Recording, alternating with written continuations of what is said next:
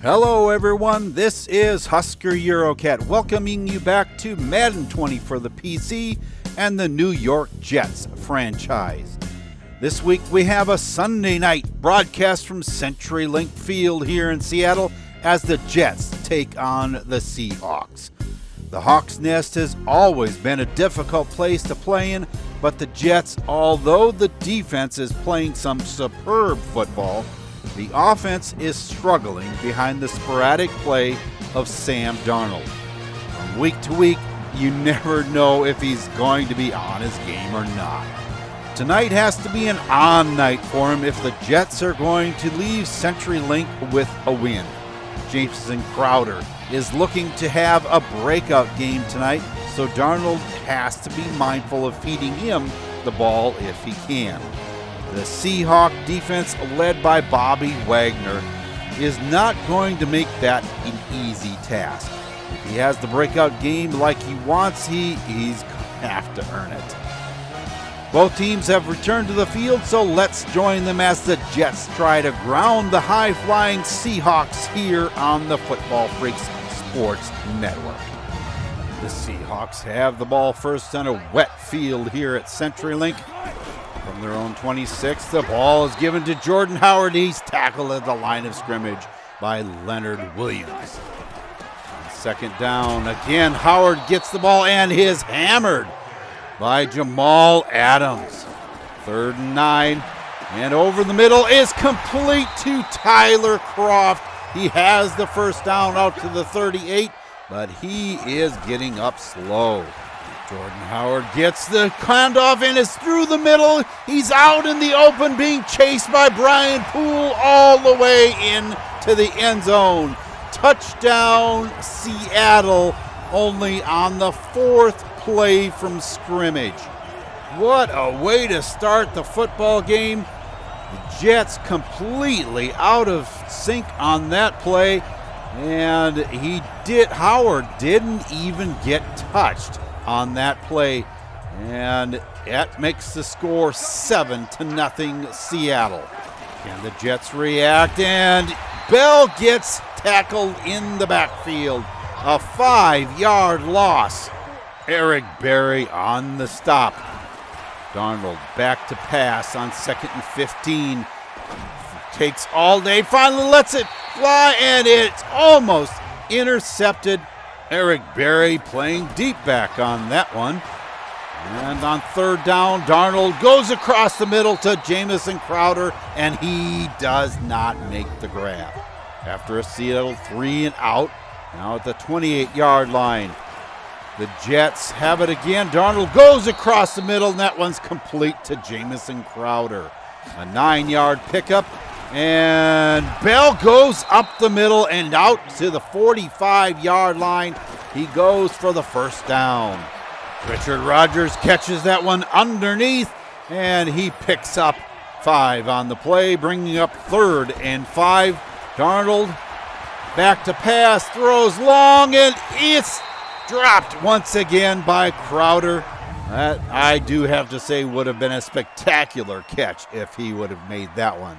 Now Seattle from the 15-yard line. The Jets breaking through the line and finally tackling Russell Wilson for a loss on the play. 4th and 13. Arsenault fields the punt and is up inside Seattle territory down to the 33. After a holding call on Jack Willig, Darnold back to pass, and he is sacked. Jaron Reed making the stop back at the 50-yard line. The fake handoff. Darnold gets sacked yet again. This time Christian Covington making the stop. And that turns the ball back over to Seattle. Russell Wilson fakes the handoff and completes it over the middle. A short pickup by rookie Chad Franklin. Now the pass goes out to Disley, and he has a first down and out of bounds at the 43. Out of the shotgun, Wilson throws, and he gets that batted away Intended for Cameron Meredith, and Brian Poole making the play. Oh, wow. Did Howard ever get hit by Jamal Adams? But he picked up 9 yards on the try, and he cannot make the stick. C.J. Mosley making the stop. Punt is out of bounds at the 2-yard line. The Jets can't move the football, so Corey Vedvik comes into punt, fielded by Tyler Lockett, and he's out to midfield. Tackled at the 46, and he is down and injured. They're taking him back to the locker room to take a look closer. That could spell trouble for the Seahawks. Now on the draw play, Blake Cashman makes the stop. And that brings us to the end of quarter number 1 with your score 7-0, Seattle. Now let's go to Eurocat, baby, with an injury update. The Seahawks fans are going to groan at this announcement. It seems that their number 1 wide receiver, Tyler Lockett, that went down on a punt return earlier in the game, has suffered a fractured upper arm. The doctors have said that he'll be out for at least 5 weeks trying to heal from this injury. That means that second-year wide receiver Gary Jennings will get some playing time as he tries to fill in for him. Thank you for that report. That's not good news at all. For any team to lose the number 1 receiver is a big deal. Let's see how bad it'll impact the Hawks going forward. Now on 3rd and 9. Wilson in the shotgun, passes, and that one's deflected and still caught. Metcalf with an outstanding heads-up play. That doesn't get them the first down, though. So Jason Meyer comes on, and he misses short. The 55-yard field goal, and the score remains 7-0. After a quick jet 3 and out, Metcalf tries to catch that one for a gain and can't get out of the backfield.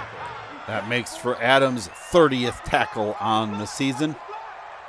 Now 2nd and 11. Howard can't get out of the backfield either. So 3rd and 19 from the 4-yard line. Howard gets the ball and goes up the middle. And he only gets to the 10-yard line. And that brings up 4th and 13.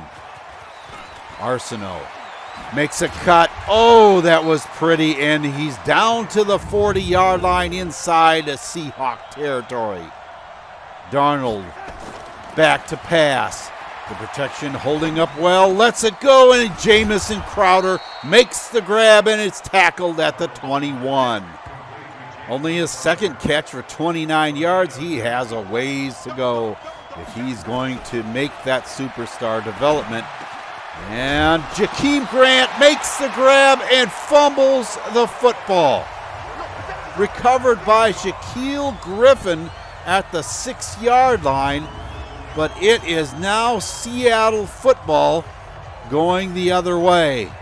Bobby Wagner was the one that laid the hit on him to make that fumble, keeping the Jets from putting any points on the board. So 2nd and 9 out of the I formation. They give us to Jordan around the left side. He has the first down, makes a cut, and he's down the sideline and finally caught up with by Brian Poole, but not until he gets to the 49-yard line. Remember, this started at the 6. Oh my goodness, Jenkins misses that interception. That had 6 points written all over it. Roberts with the tackle. Now 3rd and 5. The pass goes out to Gary Jennings, and he is out of bounds at the 30-yard line. Howard again up the middle. He's to the 26 for a 4-yard gain. Wilson back to pass, throws, Jennings, touchdown, Seattle. Not a bad start, filling in for Tyler Lockett and beating Brian Poole on the play. You can see him on the replay trying to make up ground, but just can't get it done.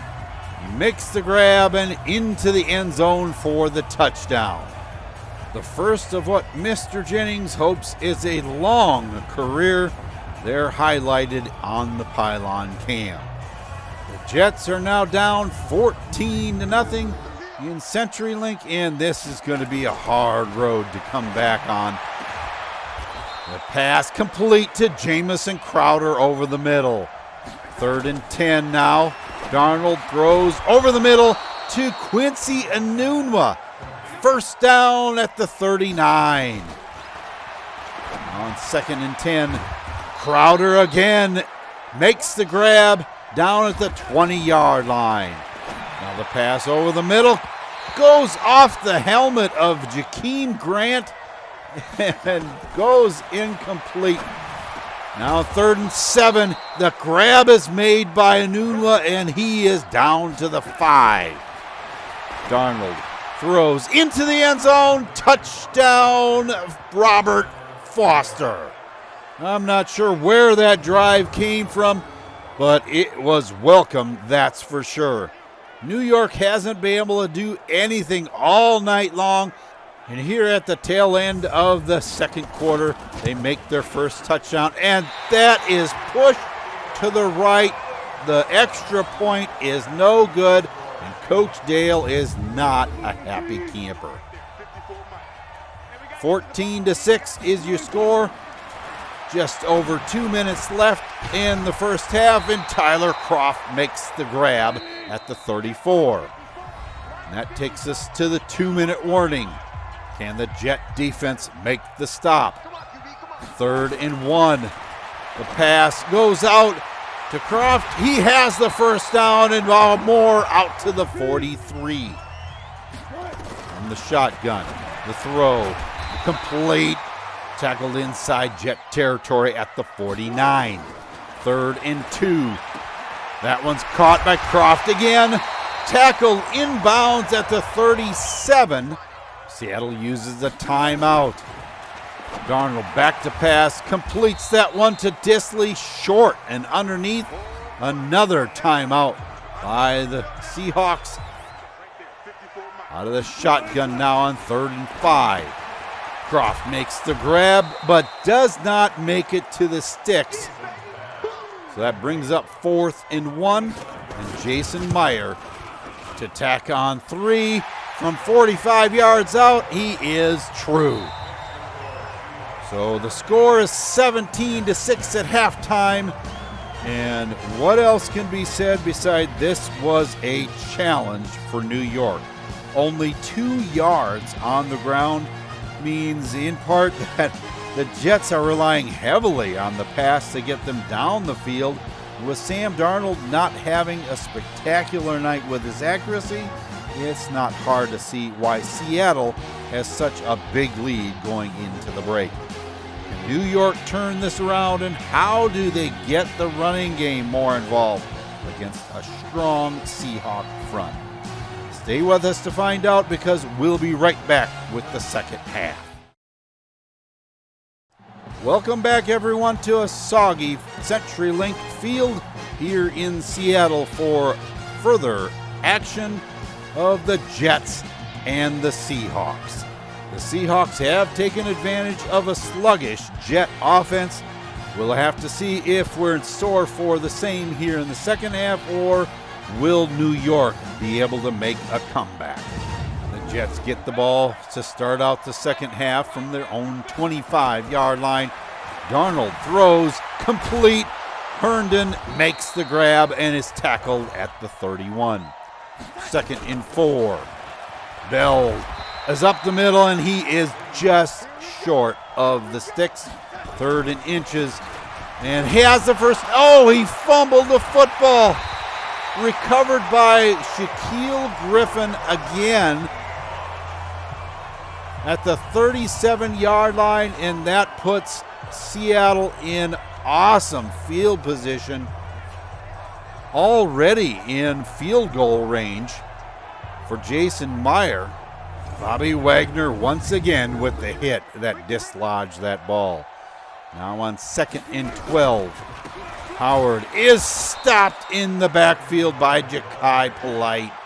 3rd and 17 now. Out of the shotgun. Wilson with the pass, short to Metcalf, and he is hit hard by Jamal Adams. And that brings up 4th down and brings Jason Meyer out to the field, and he puts through the field goal and puts the Seahawks up 20-6. Now after multiple 3-and-outs, Wilson can't get the ball off in time, and he gets tackled by Leonard Williams. This time the pass goes out to Meredith, and he's out of bounds. I can't quite see why he did that, but on 3rd down, Wilson throws it into the dirt, or turf if you want to be technical about it. Bringing up 4th down, and that gives the ball back to the Jets. Darnold over the middle, complete. Jakeem Grant has it down to the 10-5, into the end zone. Touchdown, Jets. Seattle matched him up against rookie Stephon Jameson, who is a pretty good, strong safety in his own right, but he just couldn't keep up with Jakeem Grant. Now only 1 score down. Let's see if the defense can make another stop. Wilson swings it out to Metcalf. He cannot hold on to the football. 2nd and 10. The give is to Howard up the middle, and he gets out to the 26. 3rd and 5. And an acrobatic catch by Metcalf, but he still cannot make the sticks. Dixon kicks it away. Arsenault fields the punt at the 20, and he has lots of room around the left side and out of bounds finally inside Seahawk territory at the 35. And the Jets close the gap even further. Bell around the right side, jukes his way to the 29. 2nd and 5. Darnold back to pass, throws across the middle, and Bell was not ready for that pass, and it goes sailing off into the ground. That brings us to the end of quarter number 3 with your score 20-13 Seahawks, but the Jets are driving. Darnold on 3rd and 5. Enunwa, what a catch over the top of Barry, and KJ Wright down at the 23-yard line, and Darnold is sacked. Shaquille Griffin making the stop back at the 31-yard line. Now 3rd and 18. And Jakeem Grant makes the catch and into the end zone. Another touchdown for the Jets. You know, Jamison Crowder may not have got the ball on that play, but a downfield block on Jamison cleared out the left side of the field, and Grant took full advantage of that all the way into the end zone. The game now is tied at 20 apiece. Just over 10 minutes ago, we have a ball game, folks. Howard gets 9 yards on that carry. They feed it to him on 2nd down, and he gets the 1st down, just barely getting past the sticks. Tyler Croft on 3rd and 11 cannot get anywhere. So the ball goes back over to the Jets. Darnold in the backfield, complete to Enunwa, and he has the 1st down out to the 39. Out of the shotgun now. The give is to Bell. He cuts through the line on the left side and out of bounds, finally at the 40-yard line of the Seahawks. I'm not sure what has happened to the Jets, but they are alive and coming down the stretch here. And Jakeem Grant makes the catch at the 18 and is down and injured. He's on the sideline, so that might be good news. We'll have to wait and see. Darnold play fakes. throws to the end zone. Oh! And Quincy Enunwa cannot hang on. Again, Darnold with the pass into the end zone. Jason Kroom cannot hold on to that. So that brings on Eddie Pinedo. And he puts through the field goal from 35 yards out, putting the Jets on top 23-20. Now the Seahawks need to bounce back. Wilson in the backfield. Oh, he got away? And no, finally he gets sacked. Brandon Copeland making the play back at the 16. Wilson avoided Copeland the first time around, but he got up and was able to make the sack on the play. Now on 2nd and 19.